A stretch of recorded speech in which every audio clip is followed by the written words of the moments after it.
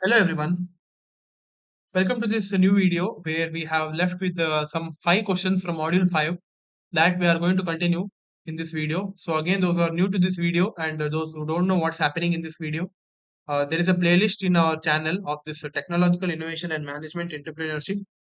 For that, we have provided some of the important questions, around 50 questions from all the 5 modules in order to make you score good marks. I assure you that these questions, if you read it, you will be easily scoring 70 plus because all the questions, if there is a slight change in the question, whatever I tell you, right? Because all these in management, all the topics are interrelated to each other. Okay. For one question, the answers are repeated multiple times. So if you write any answer, reading the question and analyzing the question correctly, then you can write any of these answers correct. Okay. One more thing is you should be writing answer in a very presentable way, in a neat manner, and also whatever points you mentioned, for that you should be in a state. You should be in a state that you should be giving correct explanations. Okay, yeah. So without wasting much time, let us start now. We have left with 5 questions in last session. This is the sixth question. Discuss the role of banking and non-banking institutions in funding businesses. Okay, banking institutions. Banks are the traditional and primary sources of debt financing for business. They provide essential financial support through various types of loans. Okay, first is term loans. Banks offer long-term loans, usually repayable within 10 years, to finance fixed assets like machinery, land or buildings, etc. These loans can be in Indian rupees or foreign currency, and they are often secured with the financed assets as collateral. Next is working capital advances. Banks help businesses manage day-to-day operations by offering working capital loans. These loans cover short-term needs like purchasing inventory, paying wages, or covering other operational expenses. Okay, these are some of the banking institutions. Next is non-banking institutions. Basically, non-banking institution means uh, offer diverse funding operations, especially during the startup and growth stages of a business. Okay, if we are growing any startup and if we want financial capital, these non-banking institutions provide us. Okay, these institutions play a significant role in providing equity, financing, and guidance. Okay, under that there is one important term called as venture capital. Okay, this is very important in order to grow any startup under non-banking institutions, which can provide us any other finance requirements. This venture capital is required. The VC firms invest in startups with high growth potential. Okay, they invest us with a high growth potential. In return for their investment, they take a significant equity.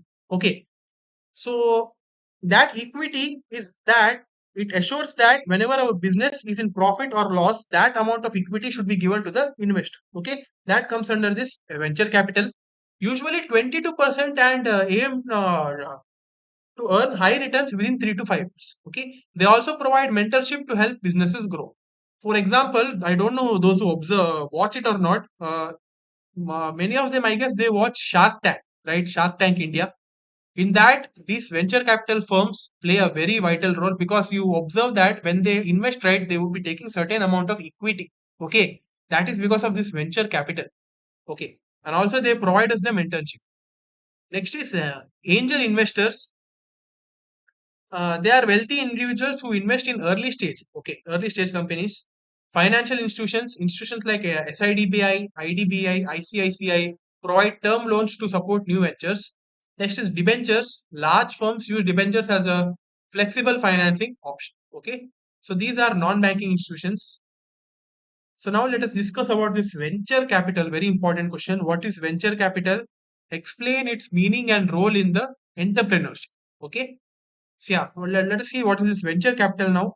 It's a type of private equity financing provided to startups in early stage businesses with high growth potential. Okay, they provide the invest. They invest for that by checking the growth of that company. Okay, they won't be investing simply. Okay, how much it's growing in a recent amount of time, that should be very important. Then only you would be getting the equity for this venture capital. It supports companies that offer innovative products or services but lack sufficient funds to grow and expand their operations. Okay. Role of venture capital in entrepreneurship: providing essential capital, sharing risks and rewards, fueling innovation and growth. Okay. These are some of the role of venture capital. Providing expertise and mentorship, I've told you. acquiring equity stake. Okay, I told you achieving long-term returns. Okay, it venture capitalists seek high returns on their investment within 3 to 5 years. Okay, so that's why the equity is provided in order to get their return, their stake. They put money on them by investing, right? They want that percent of equity when the business grows. Okay, so next question: discuss the challenges and difficulties faced by entrepreneurs in starting an enterprise. Okay, so write any 6 to 7 points. So why I mentioned it, because I have mentioned a lot of points. So one is developing a vision and business idea, assembling a business team. These are some of the challenges. Raising capital is a huge challenge. Finding the right business location. Okay, it's very difficult nowadays. Finding and managing employees. That is again a huge task. Based on the skill set, we should be trying to manage those employees and finding those employees. Finding and managing customers. Dealing with competition, unforeseen challenges and expenses, and keeping up with industry changes and trends. Okay, that already I've explained you in our previous answers. Exiting the business, legal and regulatory compliance, marketing and sales, etc. These are some of the key factors which you need to be remembered. Okay, write any 5 to 6 points and you can score easily. Okay, next is define network analysis, why it is important in project management. Network analysis is a project management technique used to plan, schedule, and control complex projects. It involves breaking down a project into smaller tasks. Okay, breaking down a project into smaller tasks means a project breaking it into pieces so that uh, it would be easy for us to understand where we are going wrong. Okay, so that's why we are breaking down this project into smaller tasks or activities and graphically representing them in a network diagram that shows their sequence, dependencies, and flow. Importance of network analysis in project management: improved planning and scheduling, enhanced communication and coordination, effective risk management, optimized resource allocation, improved decision making. Decision making would be improved, increased project control, etc. Okay, these are the key points. Next is very important. It is there in the model paper. Okay, 100% this question would be appearing for exam. Differentiate between PERT and CPM with examples. What are the advantages and limitations of PERT and CPM? So this PERT stands for Program Evaluation and Review Technique. CPM stands for Critical Path Method. Okay, I've told you differentiation means simply not writing differentiation. One key feature you should be taking, and based on that feature you should be differentiating. So here they have mentioned the differences here in a clean manner.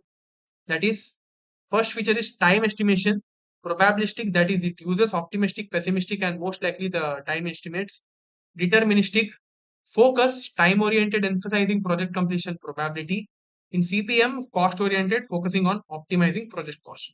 Applications used for projects with uncertain activity durations, for example, research projects. Used for projects with well defined durations, for example, constructions. Okay. Example: developing a new software application, uncertain time required for coding and debugging. Okay, we cannot predict how much time we can take to develop any software application. Okay, building construction. We know that if we are building any constructing any building or what, we will be knowing a certain amount of time within this slot we can complete. But for software, building any software, rigging any software parts is very difficult because we cannot analyze when we are going to, whether the success rate is very less. Okay, yeah. Advantages and limitations of this TERT. Advantages are it handles uncertainty, identifies critical activities, and improves communication. Limitations are subjective time estimates, complex for large projects, does not consider resource constraint. So, advantages and limitations of CPM. Advantages are identifies critical path, cost optimization, simple and efficient. Limitations: assumes fixed durations, limited flexibility, and static nature. Okay, yeah. So that's all for this video, guys. We have completed with all the 5 modules now. Again, those who have not watched these previous videos, we have tried to cover some of the very important questions from all the 5 modules. Very important. Okay. I'm not telling simply because these questions have taken around 2 days to research and provide the answers for you guys. Top 50 questions. Anywhere in YouTube, you won't be getting this. So please do uh, respect our efforts and do comment down about how you uh, was this useful for you or not? You can comment it down, and then like this video, share these videos to a huge number, because exams are approaching within 2 to 3 days. So yeah, that's all guys. Thank you, and all the best for the exams.